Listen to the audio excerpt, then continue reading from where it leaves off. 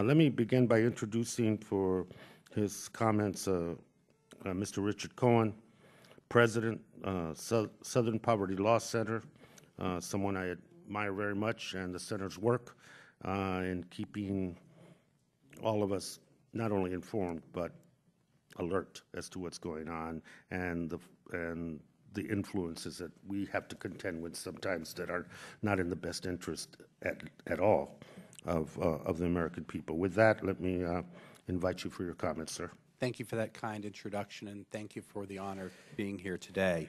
There's a war simmering in this country centered in the West. On one side is the federal government, particularly the BLM and the U.S. Forest Service. On the other side, an array of groups and individuals united by their anger at the government and its management of public lands. The anti-government movement has exploded since President Obama took office. In 2008, we documented approximately 150 radical anti-government groups. Last year, we counted almost 1,000. The movement is dangerous.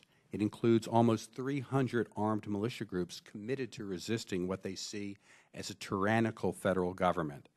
Those involved in the movement have killed law enforcement officers and been involved in a variety of terrorist plots aimed at the federal government. Ironically, the movement actually has sympathizers within law enforcement. An organization called the Constitutional Sheriffs and Peace Officers Association claims hundreds of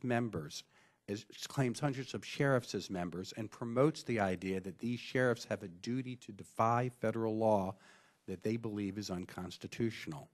The movement, though decentralized, has the ability to move quickly in a coordinated fashion. When Cliven Bundy issued a call for anti-government activists to join him at his Nevada ranch in 2014, hundreds of militia members from as many as 27 states showed up in less than a week to stand with him in defiance of federal law. With military precision, they took up fortified positions and pointed their guns at federal authorities as Bundy announced that they were ready, quote, to take the country over with force, end quote. Rather than risk bloodshed, federal authorities backed down, giving up on their effort to seize Bundy's cattle for his failure to pay his grazing fees. No one was arrested at the time for interfering with federal law enforcement officials, and an energized anti-government movement proclaimed the standoff as a great victory. Numerous federal, state, and local officials expressed sympathy for Mr. Bundy's cause, and he was lionized in many media, particularly on Fox News. Mr. Trump, in an appearance on Sean Hannity's show, said, quote, I like his spirit, referring to Mr. Bundy, his spunk. I respect him. He suggested that Mr. Bundy try to cut a deal with the federal government. Since the standoff, anti-government zealots who had come to the Bundy Ranch have executed 2 Las Vegas police officers. Intense confrontations between federal officials and anti-government activists have erupted across the West. Bundy's followers were so emboldened that they seized buildings at the Malheur National Refuge in January of this year and demanded that the federal government cede ownership of the 1.4 million acre national forest to local authorities. After a 41-day standoff, Bundy's sons, who led the occupation, were arrested on charges relating to the events at the refuge, as well as to those at the Bundy Ranch almost 2 years earlier. Cliven Bundy, too, was finally arrested in 2016 for his actions at the ranch. Lavoy Finicum, who was with Bundy's sons at the refuge and was killed when he tried to run a police roadblock and reached for his weapon, has become a martyr to the movement. More than 700 people attended his funeral, and more than 80 events have been held in his honor since his death. The arrests of the Bundys is important, but the war in the West is not over. To address the continuing danger, we would suggest the following actions. First, we should call the anti-government violence and intimidation what it is: terrorism. People like the Bundys are a danger to our democracy, not American heroes. Second, criminal activity emanating from the anti-government movement should be swiftly prosecuted. The nearly 2-year delay before charges were brought after the confrontation at Bundy Ranch encouraged further extremist activity. Third, the federal government should devote sufficient resources to monitor and address the continuing threat of homegrown anti-government terrorism. Fourth, the federal law enforcement officials should be trained on the ideology, motivations, and tactics of a movement that frequently targets them. Fifth, Congress should reject the proposed Local Enforcement of Local Lands Act of 2016, a bill that would strip the BLM and the Forest Service of the authority to enforce federal law on federal land and transfer that authority to the states. In many cases, that would be analogous to leaving the enforcement of federal civil rights laws to Southern sheriffs in the 1950s and 60s. Lastly, Congress should hold hearings on the growing threat to public lands and the lives of federal officials from anti-government extremists. Nothing less than the rule of law is at stake. Thank you.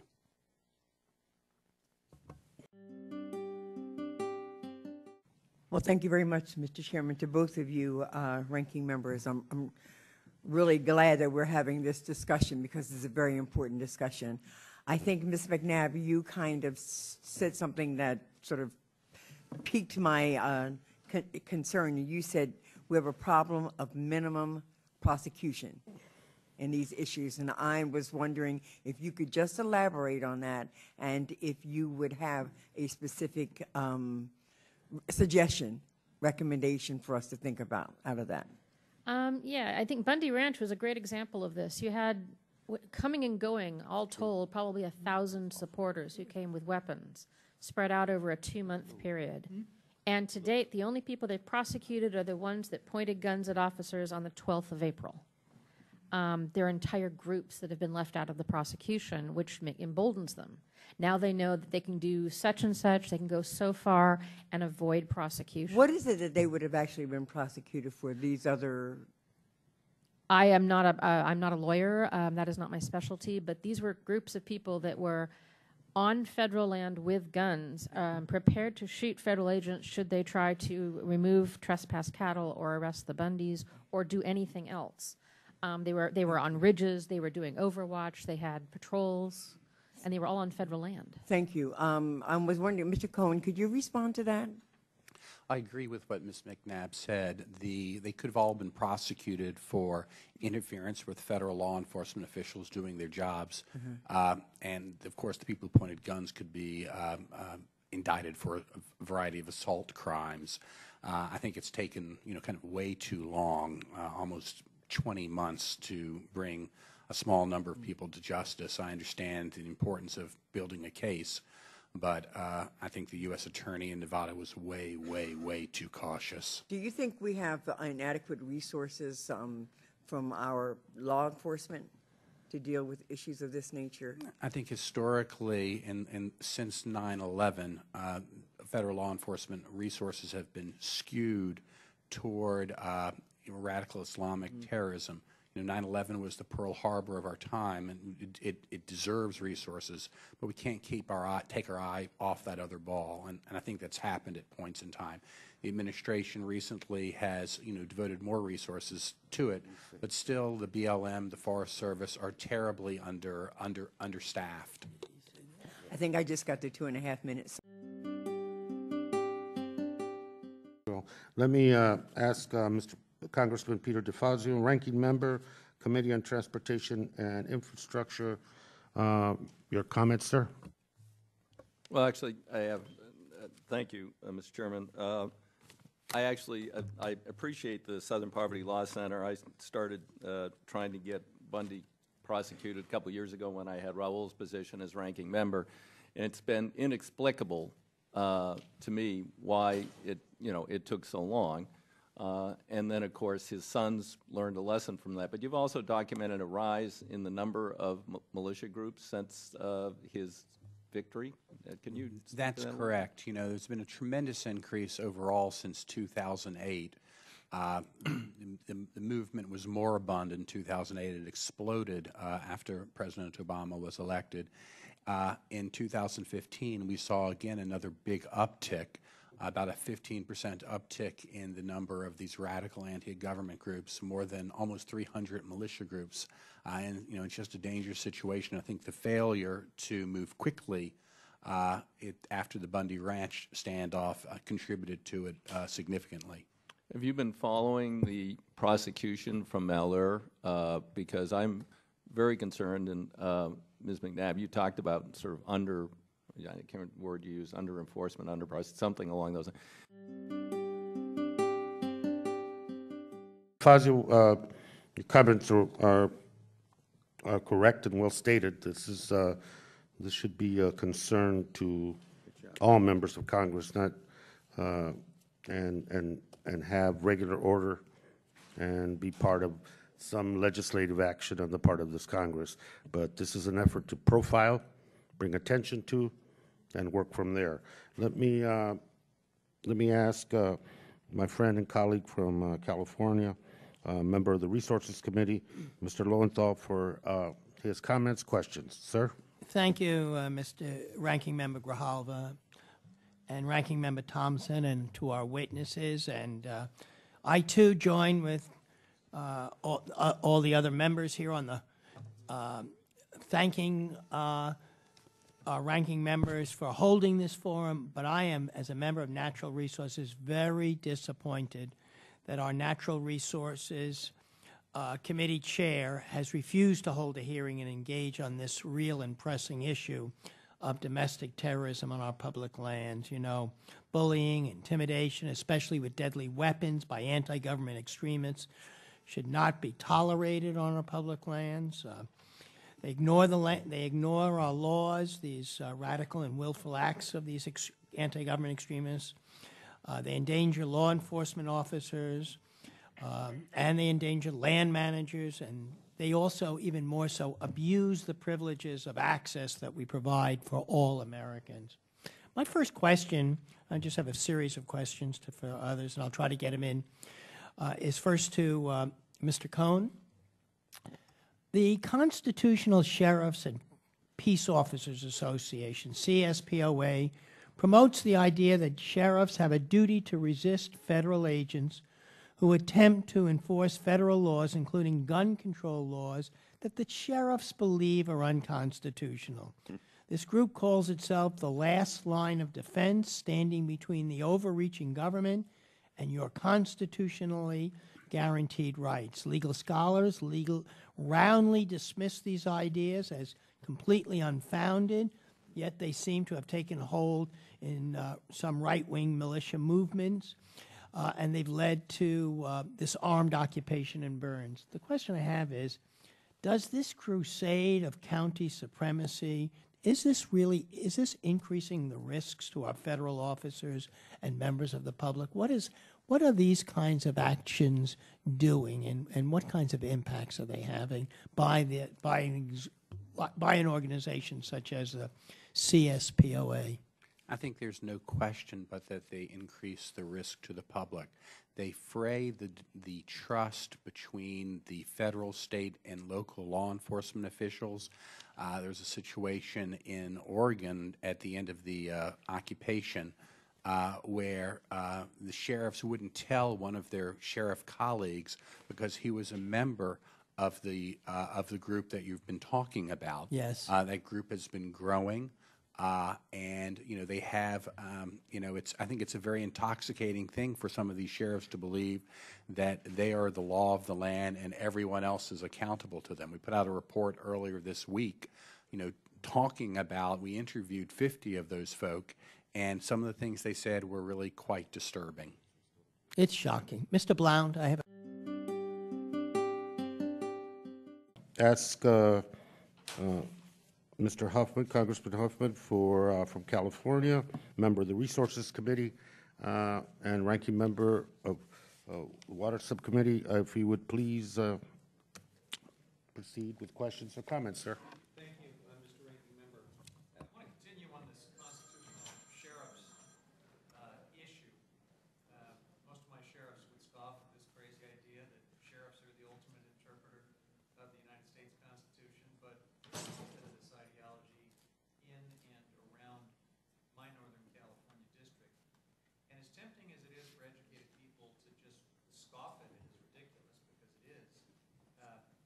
tried to actually understand where is this coming from intellectually. How can these people honestly believe that they are the final authority in the United States Constitution? As far as I can tell from conversations that I've had, they point to the fact that the Supreme Court's ability to be the final authority on the Constitution is not expressed in the Constitution. It is an implied power.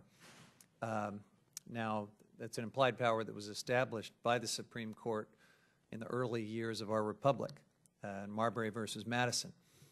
And it's an implied power that all Congresses since that time have accepted. Our whole country has come to accept it. It's basically been the glue that holds the rule of law together in the United States of America. But it seems to me that at its core, the constitutional sheriff's philosophy is trying to relitigate Marbury versus Madison. Have I got that right? I think it's worse than that.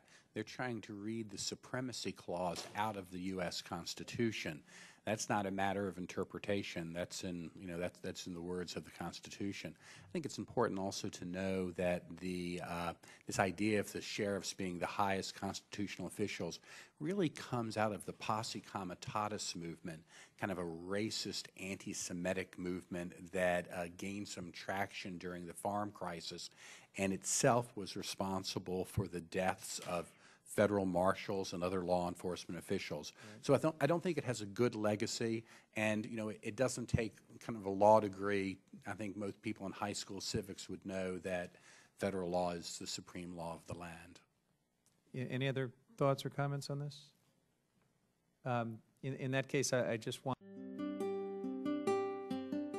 So, Mr. Cohen, would you draw some connections in your long years of research to a type like Mr. Mateen?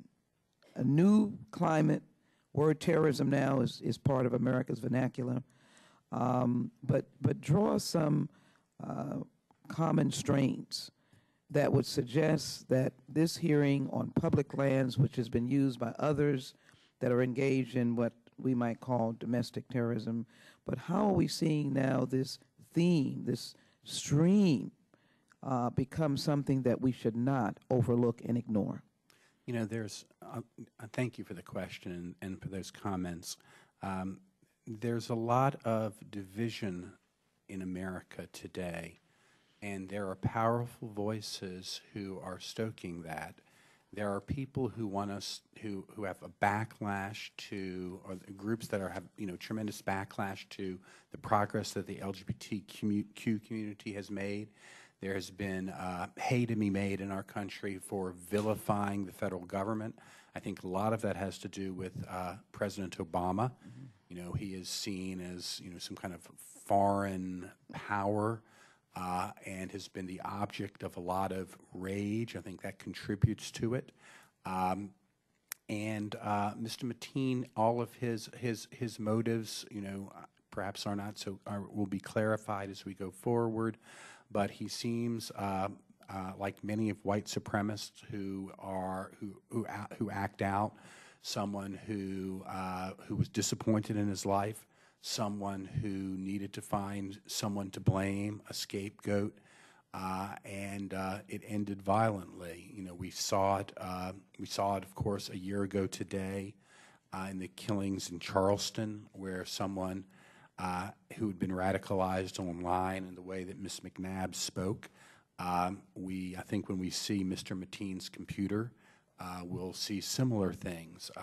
It's disturbing. Voices of reason, such as yourself, often get drowned out on talk radio, and unfortunately, I think it could get worse during this election season. If I can make one last point, we did a study, we did a survey of teachers across the country, and asking them, what was the effect of the election in your classroom, the rhetoric. We didn't use anyone's name. But we got, 5,000 comments, and half of them mentioned the presumptive Republican nominee, talking about the fear in their classroom, talking about the bullying that was going on. And that's the next generation of people who we need to lead our country. I think we're in trouble. Well, I think we should be listening, and that's why this hearing is being convened. Let me, if my staff will keep me up. Very briefly, you know, I think the one important thing to always point out is the hypocrisy of some of the people on the other side. People, you know, pledge allegiance to our country, yet stand with those who would spit on the Constitution. It is quite wrong, and I think they always need to be called out, especially people in high places. So I appreciate the opportunity to be here today, and anything that we can ever do to help the Natural Resources Committee, the Homeland Security Committee, please don't hesitate to call on us. Thank you, sir. Ms. MacNab.